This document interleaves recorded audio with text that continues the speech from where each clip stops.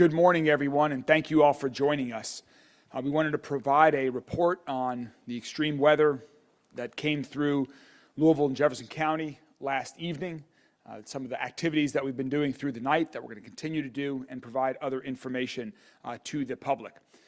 First, I'm very thankful to still be able to report this morning that there are no major injuries that we are aware of that happened as a result of the extreme weather that hit Louisville last night. Last night showed the great collaboration that exists in our community. So many different public agencies working together to help people who were in need, who had been affected by this extreme weather. I first want to thank the Anchorage and Middletown Fire Department. Chief Grudy is here with us this morning. You will hear from us about some of the activities from him and his team in going door to door, surveying the damage, and being some of the first responders on the scene to check on everyone. Also want to thank the City of Prospect. Was meeting last night in Hunting Creek with Mayor Farnsley, their chief of police, and want to thank the police department in Prospect and everyone in Mayor Farnsley administration for their efforts. They are not with us this morning because they are on the scene right now taking care of some business in Prospect as we speak. Also, everyone from Louisville Metro government. So many different parts of our city government were hard at work last night, before the storm hit, immediately after the storm hit, and continued to work through the night. A special thanks to our public works crews, who literally are working through the night to clear roads to ensure that everyone has safe access and that we're doing what we need to do to get everyone back and mobilizing. And same to our emergency services as well for their efforts both before and after the storm. We've been collaborating closely with the state. Governor Beshear's office and us were in very close contact through the night last night. We continue to be. I appreciate Governor Beshear sending some folks from the state forestry team that were helping to clear some of the damages given how many trees were down, and that will expand throughout the day as well. And other elected officials that we've been in close communication with, that we've been coordinating with as well. We're joined this morning by Representative Ken Fleming, who represents this area in the State House of Representatives. You'll hear from Representative Fleming shortly.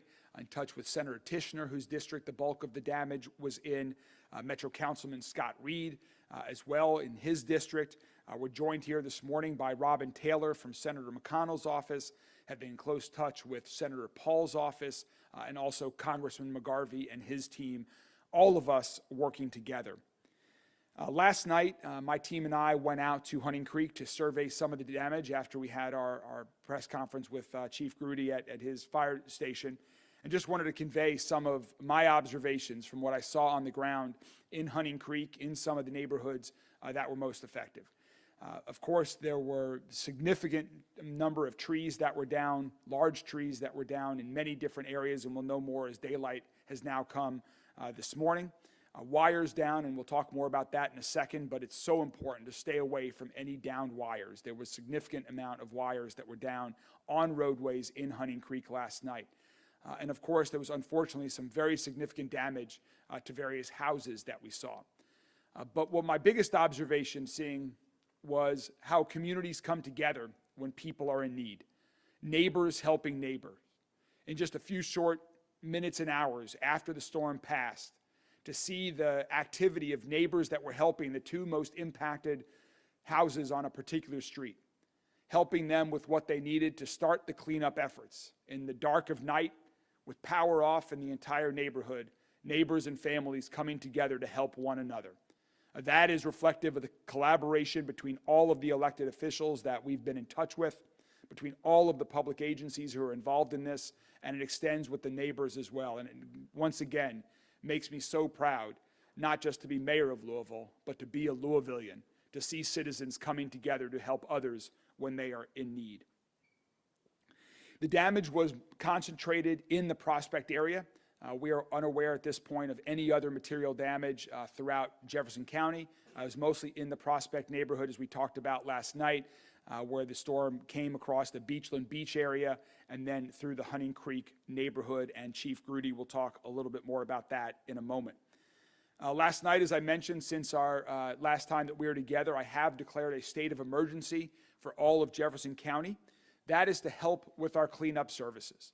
The purpose of declaring the state of emergency was that the city government and any public agencies could immediately access, purchase, rent, whatever equipment and services we need to restore public health and safety as soon as possible. And so that was the reason for declaring the state of emergency. Public health and safety is our absolute priority every day. And particularly after severe weather and emergencies like this, we want to be able to act quickly and decisively. In terms of power, I know those who are impacted, certainly that's a big question this morning for them, even if they did not suffer any damage. Everyone wants to get their power back on. So I want to thank LG&E and all of their colleagues. We've been speaking with their CEO, John Crockett, but so many folks from LG&E are hard at work, working through the night. Some updates from LG&E with lots of downed trees. There were over 40 broken utility poles that LG&E has reported to date. At the peak, there were just over 7,500 or 7,500 customers without power. They had restored nearly 5,000 of those customers by midnight last night. As of 9:01 this morning, LG&E is reporting that 1,400 customers are still without power. So the number continues to go down. And LG&E also believes that most people without power should have their power restored by 10 p.m. this evening. Again, most people without power should have their power restored by 10 p.m. this evening. LG&E will continue to provide updates. The best place is to check the LG&E KU outage map that they will continue to update on as detailed a basis as possible.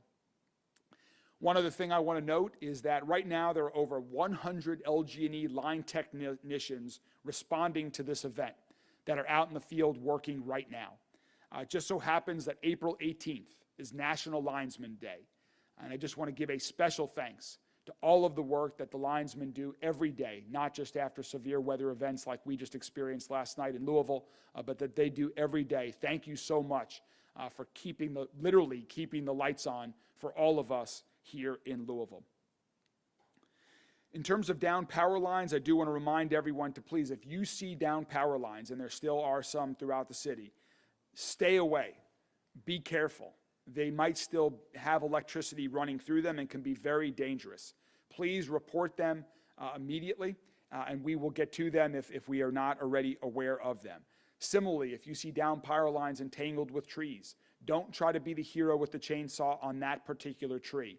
You need to let professionals deal with that to ensure that the power lines do not have power in them. Let the professionals handle those particular incidents. I can't remember if I mentioned this at the beginning, but there are still 2 intersections that are still out throughout Louisville. Again, we are aware of only 2 intersections that are currently not functioning with the street lights this morning. Those are at the intersections of US 42 and Covered Bridge Road and US 42 and Hunting Creek. There are stop signs there, but everything else, to our knowledge, is working at this time. I mentioned last night that some members of the Louisville Fire Department, PRP, and Fern Creek went to help out in Henry County. Those folks are back now. They had the assistance that they needed, but again, we want to be able to provide help when we can. I do want to encourage everyone to please avoid the Prospect neighborhoods today if you do not need to be there. We have a significant law enforcement presence in the area, and they will continue to stay in the area throughout the recovery efforts. And we have a lot of crews that are working hard to help everyone get back up and running. And so please, if you do not need to be in the Prospect neighborhood, please avoid that area. Also, I want to encourage everyone to sign up for Lens Alert. That is the best way to be alerted about severe weather or other extreme events that are happening throughout our city. We are very fortunate, again, that we have no major injuries from this event, and I think that is because people heeded the warnings, and one great way to stay in touch with all the warnings is through Lens Alert. That's our city alert system. Anyone can text 67283, 67283, and your phone will be signed up for emergency notifications. So please sign up for Lens Alert if you have not already. Steve Cunanan from the Red Cross is going to talk about some of what they have been doing overnight. And the one final thing that I want to hit on is if you have damage, whether you have tree damage in your home, whether you have damage to your house, please be very careful and do everything possible to avoid scams. Unfortunately, there are some folks who seek to prey on what they believe are opportunities following severe weather like we just had in our city. And so it's important to be very careful when individuals are coming to you and telling you that they can help you clear your trees, help you with your house. If you think that you might be the victim of a scam or a scam might be started, please report that to Attorney General Russell Coleman's office by visiting ag.ky.gov/scams. And if you have damage to your home, here is what we encourage you to do to avoid being taken advantage of. First, contact your insurance company, the company that's providing you with home insurance for your home, and follow their instructions and lead. Research the contractors that are saying that they can help you. You can go online, find out information, check the Better Business Bureau, and get more than one estimate. The tree is down. I know you want it gone as soon as possible, but we also do not want you to be taken advantage of. Please get more than one estimate and check on the contractors that are reaching out to help. If you feel that somebody is giving you high-pressure sales tactics, that is saying, we've got to do this right now, right now, right now, that is an alarm bell that should be going off in your head. Resist high-pressure sales tactics. Also, beware of contractors who claim to be FEMA certified or represent FEMA from the Federal Emergency Management Agency. If anyone is saying that they are representing FEMA, odds are that they might be part of a scam. And do not pay a contractor or other businesses upfront in cash for their services. That is another red flag. And finally, do not sign insurance checks over to a contractor. Deal with your insurance company and follow their lead.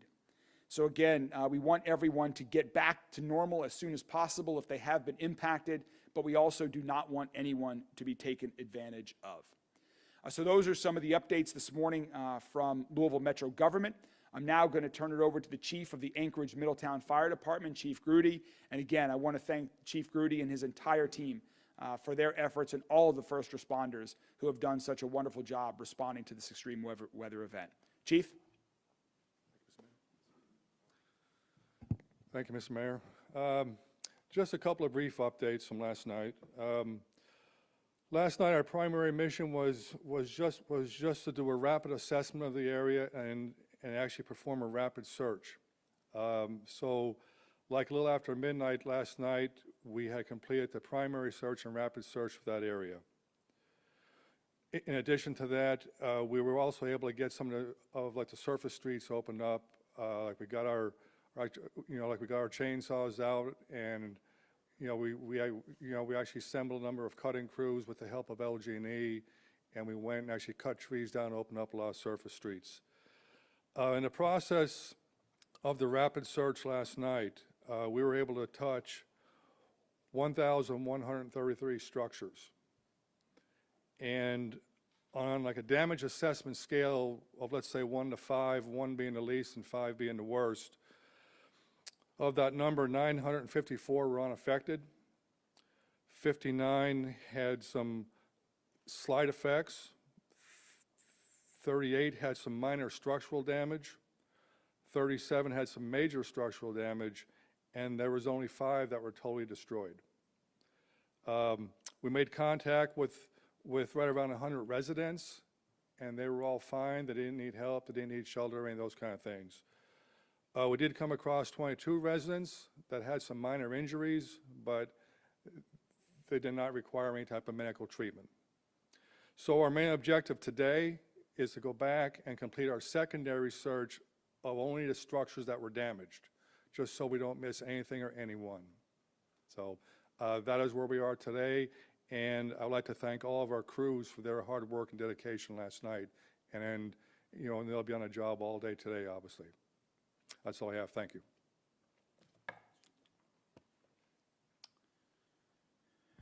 Thank you, Chief. Another one of our great partners after following emergencies in our community and around the state is the Red Cross. And fortunately, as you'll hear, the Red Cross did not have to be that active in this, but they were prepared, they were ready, and they were on scene moments after these events took place. And so for an update from the Red Cross, we'd now like to introduce our great partner, the CEO of the Red Cross here in Louisville, Steve Cunanan. Steve? Good morning, everybody. As the mayor said, we were out last night in a series of locations supporting the folks that were affected by this storm. We were in the Emergency Operations Center. We were also stationed in the State Emergency Operations Center. We did have one emergency shelter on standby with a partner, which we did not open up in the area. We are continuing to keep that shelter on standby, and if that is needed, we will go ahead and open it. Today, we are focusing on damage assessment, so our teams are out in the area. They will be assessing individual homes, they will be talking to residents, and they will be facilitating the recovery process. I want to go ahead and emphasize to everybody again, if you cannot stay in your home and your home has been damaged, please call 1-800-RED-CROSS, and we will go ahead and facilitate the process to get you where you need to be. Again, that's 1-800-RED-CROSS. Thank you, everybody. Thanks, Steve. And finally, just to reiterate some of the collaboration that's been going on across government agencies and elected officials, we're joined here this morning by Representative Ken Fleming, who represents in the State House of Representatives this area of Prospect that has been most severely damaged by the extreme weather. Ken's been out early this morning surveying damage of his neighborhood and checking on his constituents. And just as we're working with elected officials in the state Senate and House, as I mentioned, we're also working very closely with Governor Beshear and his administration. Governor Beshear will be here this afternoon surveying the damage in our neighborhoods as well. So without further ado, another great partner of ours, Representative Ken Fleming. Thank you all very much. I just wanted to reiterate and point out the collaboration and cooperation of the various agencies, and particularly of the mayor's office and his team. He's been spot on and very responsive in terms of making sure that people are being taken care of, individuals are being responded. I also want to thank the first responders, particularly the mayor of Farnsley, who I started talking to him right after the storm went through, as well. I was talking about 15 to 20 of the neighbors within Hunting Creek as the storm was going through to find out what they need and how we might help them out and so forth. So with that, I just want to say thank you very much for everything that the Metro government is going through, the mayor of Prospect and the chief of the fire department, and in terms of making this happen. My wife went through a 74 tornado. I was involved in the tornado when it came through. When I was first on Metro Council back in the early 2000s in Graymore, and then now this. So it's a really great example. It really makes me appreciate and value the collaboration, cooperation of everybody, no matter where they come from, in terms of pulling together to help each other out in order to make sure we get our feet back on the ground. So I want to thank you all very much. And then, as the mayor mentioned, in terms of scams, in terms of reaching out, in terms of Steve of the American Cross, please take their advice to heart. It's really, really good advice, and we are here to help you all out. Thank you all very much. Thank you very much, Representative Fleming. I think that's a great note for our formal remarks to end on, is everybody working together, whether it's elected officials and public agencies, or whether it's neighbors helping neighbors in the Prospect neighborhood this morning and last evening. We are one Louisville. We care about each other. We're here to help, and we are going to continue helping until every resident is back on their feet, has addressed the damage that they suffered as a result of the storms last night. Oh, wait, but I forgot probably who you want to hear from the most. One last person. I did not mean to overlook you, Mike. There, you're sitting there, and Mike Kochasik from the National Weather Service is here. I've purposely avoided talking about the details regarding the storm because I did not want to steal Mike's thunder, pun intended. So without further ado, Mike Kochasik from the National Weather Service. Thanks, Mayor. So yesterday, the National Weather Service was working around the clock to monitor 2 different rounds of severe weather. The first one came through in the mid-morning hours, and then the second one that did the damage in Prospect and surrounding communities came through shortly after 5:30 p.m. yesterday. It first touched down in Jeffersonville, Indiana, across the river, and then went to Utica and did some damage in Prospect, and then across Oldham and Henry counties.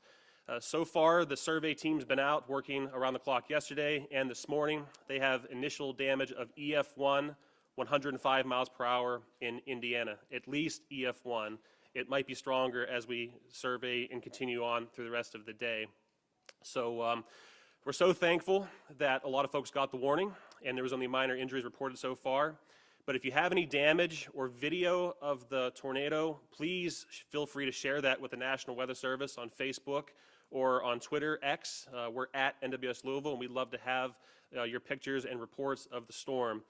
He might look like a scammer, but he's not. John Gordon and his team is out surveying today, so he might stop by and want to talk to you and hear your stories and see your damage. So we'd love to hear from you, and please share what you had happen to you yesterday. And one final thing I'll say is severe weather season is young. We already mentioned that April 3rd, 1974, to the day, today, 50 years ago that this happened, and here we are again. So Louisville has a rich history of tornadoes and damage, and it's so important to have multiple ways to receive warnings. It's so important to stay weather aware, whether it's in the morning, afternoon, during the afternoon commute like yesterday, or even at night. So if you lose power, think about the plans that you have. How will you get those warnings? Cell phones, make sure they're charged up, have no weather radio that's battery operated, things like that. But have a plan in place for your family and friends and multiple ways to receive those warnings. Thanks so much.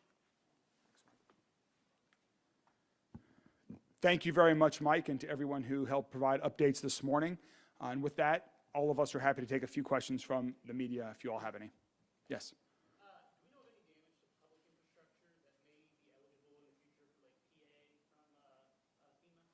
We are not aware of any public infrastructure that's been damaged at this time. The outages with respect to some of our street lights and poles, but other than that, we're not aware of any. Yeah.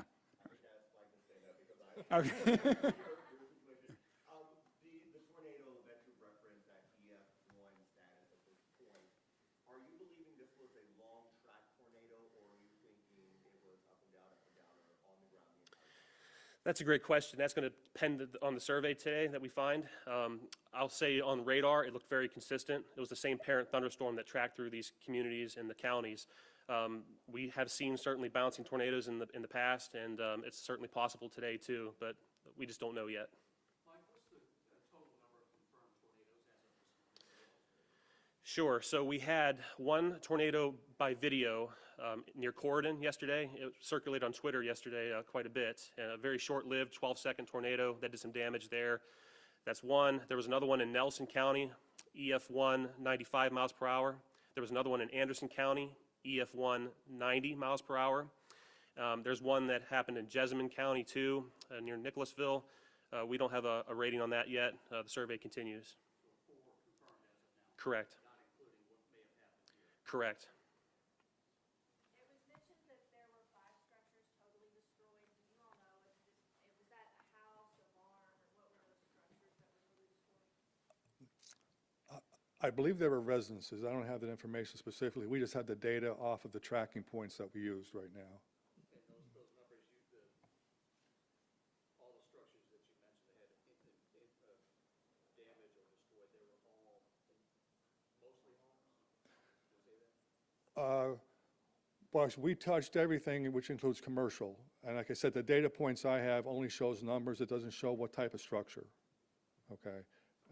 But I mean, we're still breaking down all that data. I mean, it's like gobs of it. So at the end of the day, we may have all that data broken down individually, whether it's actually commercial or residential. Yeah, Tara. Thank you for your immediate response to everybody last night. Real quick, did you already cover, is the picture of the tornado in Prospect over the Republic Bank confirmed as a tornado? No, we have not confirmed, National Weather Service has not confirmed a tornado yet for Jefferson County.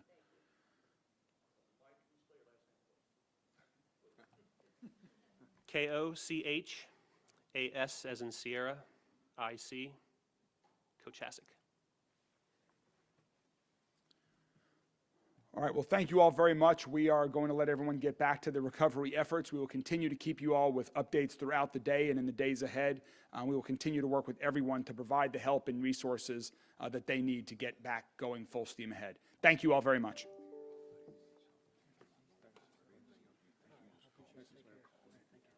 By the way, all that data we put together, you can have that. And once it's all done, you can have the whole file and all this, okay, if you wish, Okay. One of the things is, I was just thinking. Hey, thanks, Mayor. Proceed, Thank you. Ken, thanks. Take care. Thanks, Mayor. Mike, good to Yeah, no, my